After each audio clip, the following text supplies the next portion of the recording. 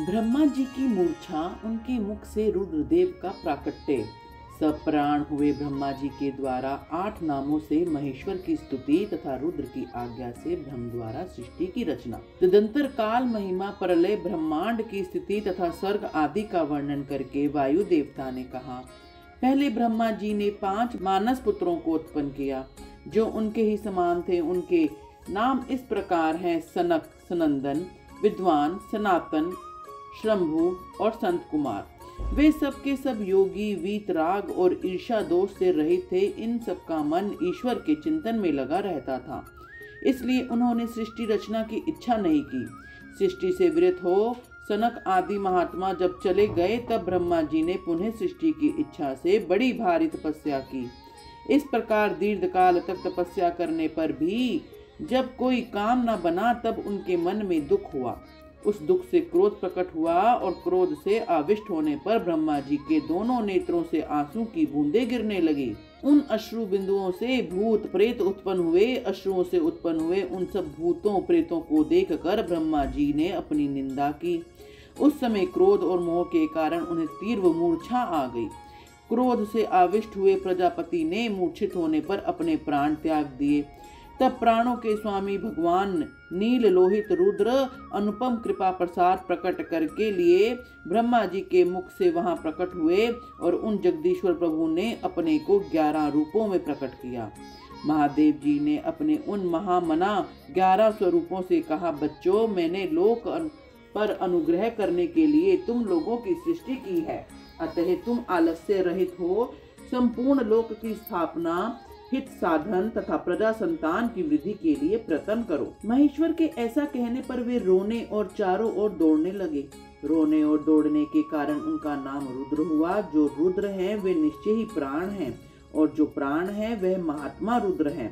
तत्पश्चात ब्रह्मपुत्र महेश्वर ने दया करके मरे हुए देवता परमेष्ठी ब्रह्मा जी को पुनः प्राण दान दिया। ब्रह्मा जी के शरीर में प्राणों के लौट आने पर रुद्रदेव का मुख प्रसन्नता से खिल उठा। उन विश्वनाथ ने ब्रह्मा जी से यह उत्तम बात कही, उत्तम व्रत का पालन करने वाले जगत गुरु महाभाग विरिंच, डरो मत, मैंने तुम्हारे प्राणों को नूतन जीवन प्रदान किया है। अतः सुख से उठो। स्वप्न में सुने हुए वाक्य की भांति उस मनोहर वचन को सुनकर ब्रह्मा जी ने प्रफुल्ल कमल के समान सुंदर नेत्रों द्वारा धीरे से भगवान हर की ओर देखा। उनके प्राण पहले की तरह लौट आए थे। अतः ब्रह्मा जी ने दोनों हाथ जोड़कर स्नेह युक्त गंभीर वाणी द्वारा उनसे कहा, प्रभु, आप दर्शन मात्र से मेरे मन को आनंद प्रदान कर रहे हैं, अतः बताइए आप कौन हैं जो संपूर्ण जगत के रूप में स्थित हैं? क्या वे ही भगवान आप 11 रूपों में प्रकट हुए हैं? उनकी यह बात सुनकर देवताओं के स्वामी महेश्वर अपने परम सुखदायक कर कमलों द्वारा ब्रह्मा जी का स्पर्श करते हुए बोले, देव, तुम्हें ज्ञात होना चाहिए कि मैं परमात्मा हूँ और इस समय तुम्हारा पुत्र होकर प्रकट हुआ हूँ। ये जो 11 रुद्र हैं तुम्हारी सुरक्षा के लिए यहाँ आए हैं, अतः तुम मेरे अनुग्रह से इस तीव्र मूर्छा को त्याग कर जाग उठो और पूर्व व्रत प्रजा की सृष्टि करो। भगवान शिव के ऐसा कहने पर ब्रह्मा जी के मन में बड़ी प्रसन्नता हुई। उन विश्व आत्मा ने 8 नामों द्वारा परमेश्वर शिव का स्तवन किया। ब्रह्मा जी बोले, भगवान रुद्र, आपका तेज असंख्य सूर्यों के समान अनंत है, आपको नमस्कार है। रस स्वरूप और जलमय विग्रह वाले तथा भव देवता को नमस्कार है। नंदी और सुरभि ये दोनों आपके स्वरूप हैं। आप पृथ्वी रूपधारी शर्व को नमस्कार है। स्पर्शमय वायु रूप वाले आपको नमस्कार है। आप ही वसु रूपधारी ईश हैं, आपको नमस्कार है। अत्यंत तेजस्वी अग्नि रूप आप पशुपति को नमस्कार है। शब्द तन मात्र से युक्त आकाश रूपधारी आप भीम देव को नमस्कार है। उग्र रूप वाले यजमान मूर्ति आपको नमस्कार है। सोम रूप आप अमृत रूपी महादेव जी को नमस्कार है। इस प्रकार 8 मूर्ति और 8 नाम वाले आप भगवान को मेरा नमस्कार है।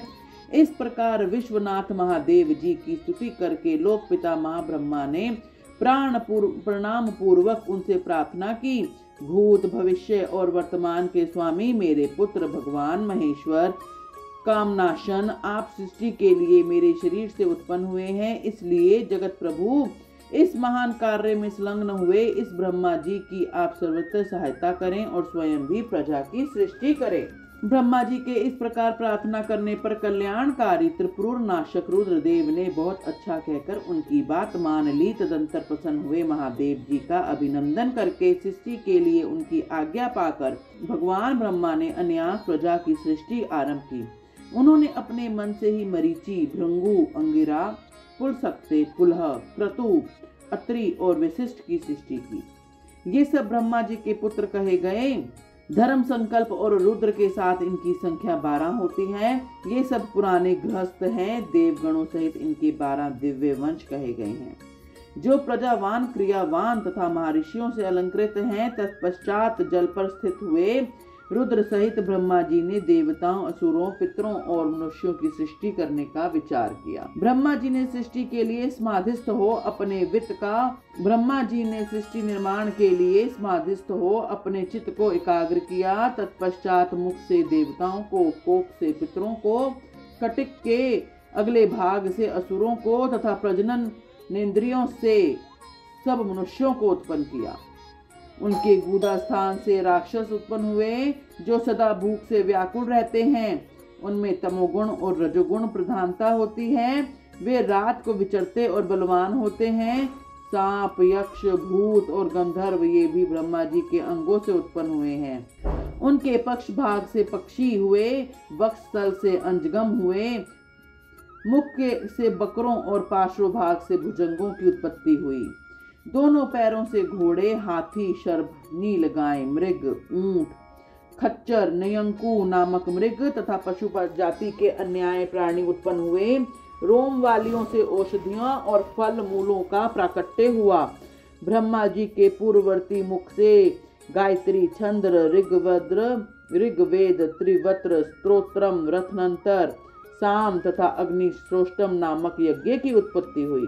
उनके दक्षिण मुख से यजुर्वेद, त्रिष्टुप, छंद, पंचदश, स्तोत्रम, ब्रह्म, साम, उक्त नामक यज्ञ की उत्पत्ति हुई। उन्होंने अपने पश्चिम मुख से सामदेव, जगती छंद, सप्तदश, स्तोत्रम, वैर रूपम, साप, अतिरात्र नामक यज्ञ को प्रकट किया। उनके उत्तरवर्ती मुख से एक विंश स्तोत्रम, अर्थवेद, आतोत्रयामक नामक यम, अनुष्टुप छंद और विराज नामक सामक का प्रादुर्भाव हुआ। उनके अंगों से और भी बहुत से छोटे छोटे प्राणी उत्पन्न हुए। उन्होंने यक्ष, पिशाच, गंधर्व, अप्सराओं के समुदाय, मनुष्य, किन्नर, राक्षस, पक्षी, पक्षु, मृग और सर्प आदि का संपूर्ण नित्य एवं अनित्य स्थावर जंगम की रचना की।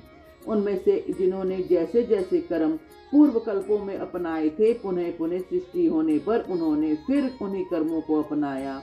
उस समय वे अपनी पूर्व भाव से भावित होकर हिंसा, अहिंसा से युक्त मृदु, कठोर, धर्म, अधर्म तथा सत्य और मिथ्या कर्म को अपनाते हैं, क्योंकि पहले की वासना के अनुकूल कर्म ही उन्हें अच्छे लगते हैं।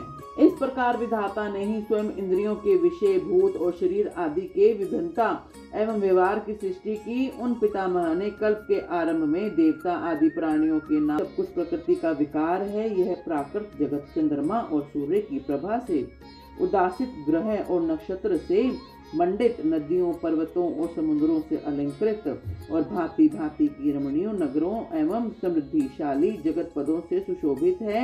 इसी को ब्रह्मा जी का वन और ब्रह्म वृक्ष कहते हैं। उस ब्रह्म वन में अव्यक्त और सर्वज्ञ ब्रह्मा विचरते हैं। वह सनातन ब्रह्म वृक्ष अव्यक्त रूप से प्रकट एवं ईश्वर के अनुग्रह पर स्थित है। बुद्धि इसका तना और बड़ी डालियां हैं।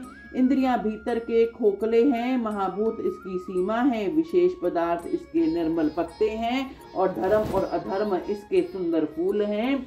इसमें सुख और दुख रूपी फल लगते हैं तथा यह संपूर्ण भूतों के जीवन का सहारा है। ब्राह्मण लोग भूलोक को उनका मस्तक, आकाश की नाभि, चंद्रमा और सूर्य को नेत्र, दिशाओं को कान और पृथ्वी को उनके पैर बताते हैं।